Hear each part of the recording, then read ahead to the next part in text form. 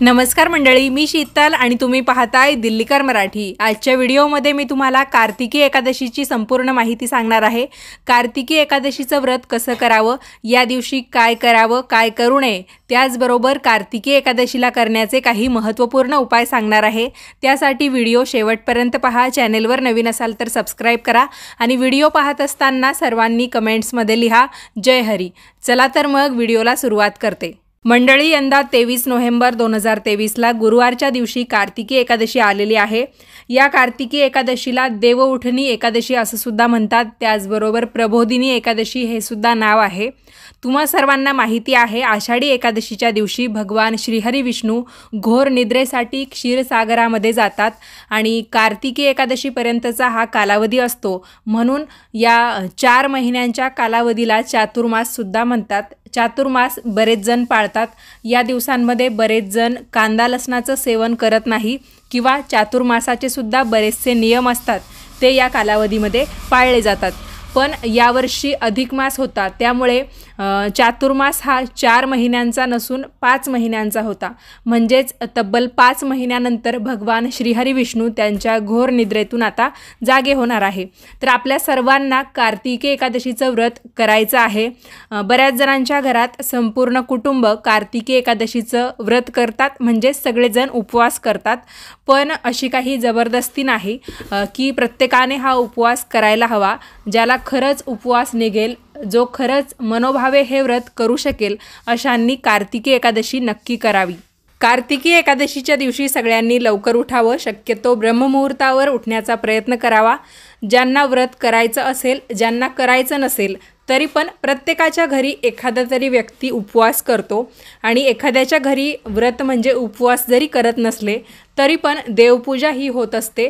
त्यामुळे कार्तिकी एकादशीचं औचित्य साधून सर्वांनी लवकर उठायचं आहे, जेणेकरून ज्यांना पूजा अर्चा करायची आहे किंवा भगवान श्रीहरी विष्णूंच्या सेवेमध्ये, श्रीहरी विठ्ठलांच्या सेवेमध्ये वेळ द्यायचा आहे, त्यांना तो वेळ देणं सोपं होईल। घरातली कामं पटापट आवरली तर मग सेवेसाठी वेळ देणं अतिशय सुलभ ठरतं। कार्तिकी एकादशीच्या दिवशी जेव्हा तुम्ही घरामध्ये देवपूजा कराल, तर मगाशी मी तुम्हाला सांगितलं की भगवान श्रीहरी विष्णू यंदाच्या चातुर्मासामध्ये तब्बल 5 महिन्यानंतर जागे होणार आहे। अधिक मास होता त्यामुळे, आणि दरवर्षी 4 महिन्यानंतर हा चातुर्मास संपतो आणि श्रीहरी विष्णू कार्तिकी एकादशीच्या दिवशी त्यांच्या घोर निद्रेतून जागे होतात। तर देवपूजा करण्याच्या वेळा जेव्हा तुम्ही संपूर्ण देवांना स्नान घालतात, त्यांना परत आसनस्थ करतात, तर तुम्हाला घंटानाद करायचा आहे किंवा मग एखादं ताट आणि चमचा घेऊन, तर चमच्याने ते ताट तुम्हाला वाजवायचं आहे आणि भगवान श्रीहरी विष्णूंना जागं करायचं आहे। तुम्ही तुमच्या देवघरातली गरुड घंटी वाजवली तरीसुद्धा चालतं किंवा चमच्याने ताट वाजवलं, म्हणजे ताटाचा जरी जोराचा आवाज केला चमच्याने तरीसुद्धा चालतं। आणि हा घंटानाद किंवा थाळीचा आवाज करताना तुम्हाला ओम नमो भगवते वासुदेवाय नमः या मंत्राचा सतत जप करत राहायचा आहे। एकीकडे घंटानाद किंवा थाळीचा आवाज होत राहील आणि तुम्ही तुमच्या मनामध्ये ओम नमो भगवते वासुदेवाय नमः या मंत्राचा सतत जप करत राहायचा आहे। अशा पद्धतीने आपल्याला भगवान श्रीहरी विष्णूंना किंवा तुमच्या घरामध्ये भगवान श्रीहरी विष्णूंचं जे कोणतं रूप असेल, उदाहरणार्थ भगवान श्रीहरी विठ्ठल असतील किंवा बाळकृष्ण असतील, ज्यांना आपण रंगनाथसुद्धा म्हणतो, किंवा काहींकडे साक्षात भगवान श्रीहरी विष्णूंचा फोटो किंवा मूर्ती असेल तर त्यांना ते जागं करण्यासारखं होईल। भगवान श्रीकृष्णसुद्धा भगवान श्रीहरी विष्णूंचंच रूप आहे। तर चातुर्मासाच्या समाप्तीच्या निमित्ताने आणि भगवान श्रीहरी विष्णूंना जागं करण्याच्या निमित्ताने आपल्याला हा घंटानाद किंवा थाळीचा आवाज करायचा असतो। प्रत्येकाने ही गोष्ट आवर्जून करा। कार्तिकी एकादशीच्या उपवासामध्ये तुम्ही साबुदाण्याचे पदार्थ, भगरीचे पदार्थ खाऊ शकता। त्याचबरोबर बरेच जण फळं खाऊनसुद्धा उपवास धरतात, म्हणजे फलाहारसुद्धा करतात। तर उपाशी कोणालाही राहायचं नाही आहे, म्हणजे निर्जली किंवा निराहार राहून कुणालाही हे व्रत करण्याची गरज नाही। उपवासाचे पदार्थ खाऊन तुम्ही हे एकादशीचं व्रत नक्कीच करू शकता। भलेही तुमच्या घरातला एखाद दुसराच व्यक्ती एकादशी करत असेल, बाकीच्यांना उपवास राहत नसेल, तर मग तुम्ही त्यांच्यासाठी जरी भाजीपोळीचा स्वयंपाक करणार असाल तरी पण या स्वयंपाकामध्ये तुम्हाला एकादशीच्या दिवशी तांदळाचे कोणतेही पदार्थ बनवायचे नाही आहे। एकादशीच्या दिवशी घरामध्ये तांदळाचे पदार्थ किंवा तांदळाचा भात खाणं अतिशय वर्ज्य मानलं जातं, त्यामुळे तुम्हाला हा नियम पाळायचा आहे। दशमीच्या रात्रीपासून म्हणजे एकादशीच्या आदल्या दिवशी जेव्हा आपण रात्रीचं जेवण करतो तेव्हापासूनच आपल्याला आपल्या जेवणामध्ये तांदळाचे किंवा आपण जो भात म्हणतो तर तो खाणं टाळायचं असतं। प्रत्येकाने हा नियम लक्षात ठेवा। उपवास करत असाल किंवा नसाल तरी पण दशमीच्या दिवशी तुम्हाला भात खाणं टाळायचं असतं। एकादशीच्या दिवशी ज्यांचं व्रत नसेल त्यांनीसुद्धा जेवणामध्ये तांदळाचे कोणतेही पदार्थ खायचे नसतात। एकादशीच्या दिवशी सर्वांनी आपल्या घरातील ज्येष्ठ व्यक्तींना नमस्कार करून त्यांचा आशीर्वाद घ्यायचा आहे। घरामध्ये या दिवशी कोणत्याही प्रकारचे वाद किंवा भांडण करायचं नाही आहे। घरामध्ये एकदम आनंदाचं वातावरण ठेवण्याचा प्रयत्न करायचा। घरामध्ये जितकी प्रसन्नता असेल तितकं आपल्याला एकादशीचं पुण्यफळ जास्त पटीने मिळतं असं म्हटलं जातं, त्यामुळे ही एक काळजी घ्यायला विसरू नका। तुमच्याकडे जर एकापेक्षा जास्त तुळशीची झाडं असतील तर पूजेची तुळस म्हणजे तुमची वेगळी असेल आणि अजून जास्तीची तुळशीची झाडं तुमच्याकडे असतील तर मग तुम्हाला एकादशीच्या दिवशी तुळशीची पानं तोडायला काहीच हरकत नाही। पण कोणत्या तुळशीची पानं तोडायची? जी तुम्ही जास्तीची तुळशीची झाडं तुमच्या अंगणामध्ये किंवा तुमच्या बागेमध्ये लावलेली असतील किंवा आपोआप उगवलेली असतील तर पूजेच्या तुळशीची पानं न तोडता जास्तीची तुळशीची झाडं आपण त्यांना औषधी वनस्पती म्हणून सुद्धा बघतो, तर तुम्ही त्या तुळशीची पानं एकादशीच्या दिवशी तोडली तरीसुद्धा चालतं। मात्र तुमच्याकडे एकमेव म्हणजे पूजेच्याच तुळशीचं झाड असेल तर मग तुम्हाला त्याच तुळशीची पानं पूजेसाठी घ्यायची असतील तर ती तुम्ही आदल्या दिवशी म्हणजे दशमीच्या दिवशी सूर्यास्त होण्याच्या आत तोडून ठेवा। एखाद्या कागदामध्ये किंवा पिशवीमध्ये तुम्ही गुंडाळून ते फ्रीजमध्ये ठेवलं तरीसुद्धा चालतं, पण तुमच्या फ्रीजमध्ये कोणत्याही प्रकारचे मांसाहारी पदार्थ नसतील तरच तुम्ही हे करू शकता। किंवा मग काय करायचं, एखाद्या भांड्यामध्ये पाणी घ्यायचं आणि त्या पाण्यामध्ये तुम्ही ही तुळशीची पानं टाकून ठेवू शकता आणि दुसऱ्या दिवशी म्हणजे एकादशीच्या दिवशी तुम्हाला ही तुळशीची पानं पूजेसाठी वापरता येतील।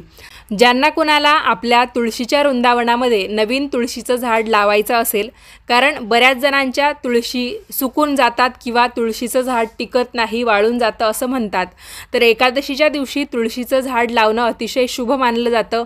कुणाकुणाची तुळस जास्त दिवसाची होते, मग तिला फक्त त्या मंजिरी किंवा तिच्या काड्याच राहतात, पानं अजिबात शिल्लक राहत नाही। म्हणजे तुळशीचं एक ठराविक वय वाढलं की असं होतं की तुळशीला जास्तीची पानं शिल्लक राहत नाही, आपल्याला फक्त तिचं खोड दिसतं। तर अशी कोणतीही कारणं असतील आणि तुम्हाला जर एकादशीच्या दिवशी तुळशीचं झाड लावायचं असेल तर तुम्ही ते नक्कीच लावू शकता, तिची विधिवत पूजासुद्धा करू शकता।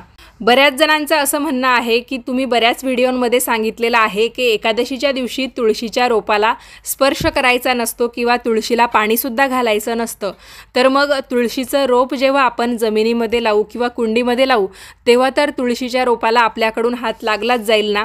तर तुळशीची प्राणप्रतिष्ठा करणं चालतं एकादशीच्या दिवशी, कारण नवीन रोप आणून आपण तिची प्राणप्रतिष्ठा एक प्रकारे जमिनीत लावून किंवा कुंडीमध्ये लावून करत असतो, ते चालतं। फक्त तुम्ही जर अगोदरच तुळस लावलेली असेल आणि तुम्ही एकादशीच्या दिवशी मात्र त्या तुळशीच्या रोपाला स्पर्श करायचा नसतो, तुम्हाला तुळशीला पाणी घालणंसुद्धा एकादशीच्या दिवशी चालणार नाही। मात्र या दिवशी तुम्ही एखादा चमचाभर दूध तुळशीच्या मुळाशी हात न लावता अर्पण करू शकता किंवा उसाचा रस जरी तुम्ही तुळशीच्या मुळाशी या दिवशी अर्पण केला तरीसुद्धा चालतं, पण तेही तुम्हाला दुरूनच करायचं आहे। मात्र तुळशीला एकादशीच्या दिवशी पाणी घालण्याची चूक किंवा हात लावण्याची चूक अजिबात करू नका। यंदा अधिक मासाचा 1 महिना जास्तीचा होता, तर अधिक मासामध्ये सुद्धा बऱ्याच प्रकारची व्रतवैकल्य केली जातात। यामध्ये स्वस्तिक व्रत होतं, त्याचबरोबर हळदी कुंकू व्रतसुद्धा बऱ्याच जणी करतात। गोपद्म व्रतसुद्धा तुमच्यापैकी बऱ्याच जणींनी केलं असेल, काहींनी फक्त अधिक मासाचा 1 महिना हे व्रत केलं असेल, तर बऱ्याच जणींनी चातुर्मासाचे संपूर्ण 4 महिने गोपद्म व्रत केलेलं असेल। मी तुम्हाला गोपद्म व्रत कसं करायचं याचीसुद्धा माहिती एका व्हिडिओद्वारे दिली होती। तर ज्यांनी संपूर्ण 4 महिने गोपद्म व्रत केलं असेल म्हणजे गाईची पावलं काढून त्यांची आपल्याला दररोज पूजा करायची असते, दररोज नव्याने गाईची आपल्याला 33 पावलं काढायची असतात आणि त्यांची पूजा करायची असते। तर आता गोपद्म व्रताचं उद्यापन करण्याची वेळ आलेली आहे। तुम्ही एकादशीच्या दिवशी किंवा दुसऱ्या दिवशी द्वादशीच्या दिवशी हे गोपद्म व्रताचं उद्यापन करू शकता। उद्यापनामध्ये काहीच नसतं, तुम्हाला नेहमीप्रमाणे गायीची 33 पावलं काढायची असतात। रांगोळीने काढा किंवा तुम्ही आत्तापर्यंत रांगोळीने काढत आला असाल तर रांगोळीने काढा किंवा हळदी कुंकवाच्या पेस्टने काढली तरीसुद्धा चालतात आणि त्यांची पूजा करायची। आणि तुमच्या घरी तुम्ही एखाद्या सुवासिनी स्त्रीला बोलून तिला एक हळदी कुंकवाचा करंडा भेटवस्तू म्हणून द्यायचा असतो। तर हे असतं गोपद्म व्रताचं उद्यापन। तर नक्की आठवणीने तुम्ही गोपद्म व्रताचं उद्यापन करून टाका।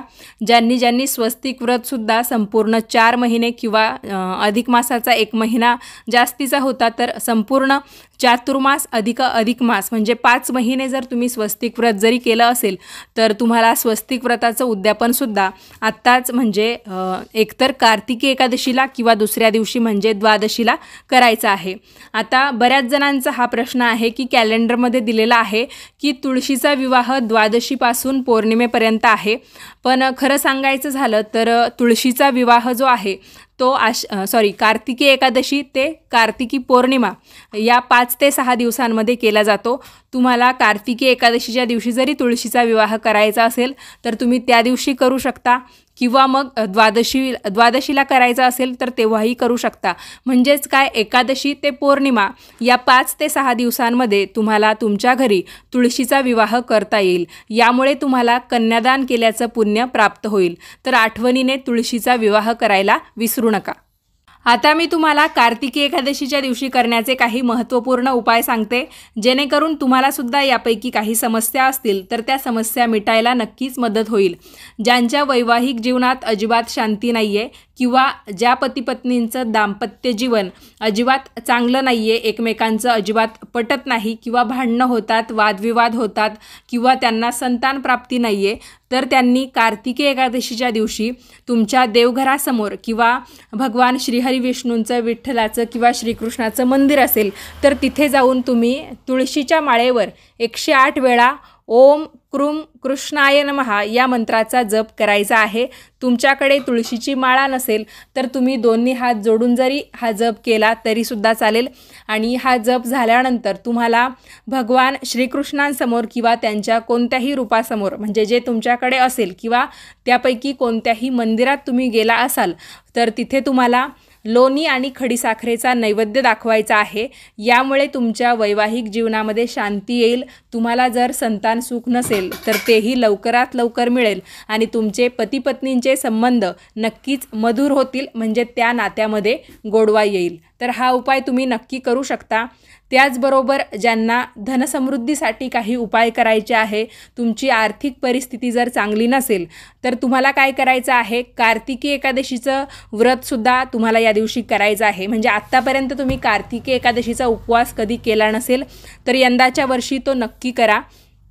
आणि संध्याकाळी एखाद्या लाल रंगाच्या आसनावर बसून तुम्हाला ओम नमो भगवते वासुदेवाय नमः या मंत्राचा 1 माळभर म्हणजे 108 वेळा जप करायचा आहे। माळेवर करू शकता किंवा दोन्ही हात जोडून देवाकडे बघत किंवा तुमचे डोळे बंद करून भगवान श्रीहरी विष्णूंचं किंवा विठ्ठलाचं रूप तुमच्या डोळ्यासमोर आणून तुम्ही हा जप करू शकता। आणि तुम्हाला त्याच दिवशी संध्याकाळी भगवान श्रीहरी विष्णूंना गव्हाच्या पिठाचा हलवा म्हणजेच गव्हाच्या पिठाचा शिरा तुम्हाला करायचा आहे आणि त्याचा नैवेद्य त्यांना दाखवायचा आहे।